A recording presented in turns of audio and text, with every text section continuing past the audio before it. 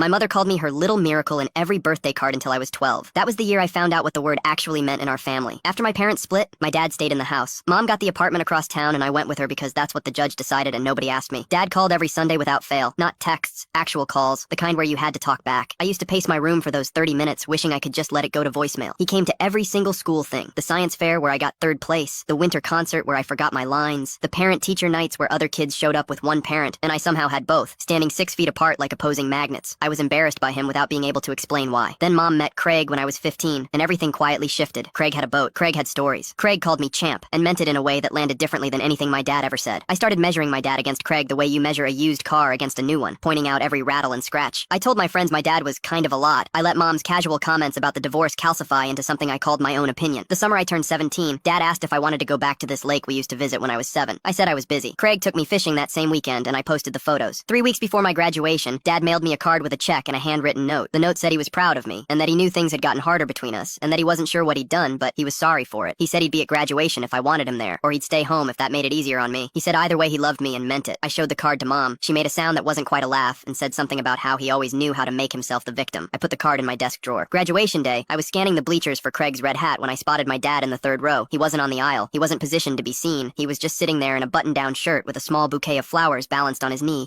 watching the processional with this expression I didn't have a word for yet. Not sad, exactly. Something quieter than sad. I looked at him for a long time without him knowing. He clapped for every single name called before mine. I watched him do it. Not the polite 2-second clap people do when they're waiting. Real applause for strangers' kids for the full duration, every time. When they called my name, he stood up. He was the only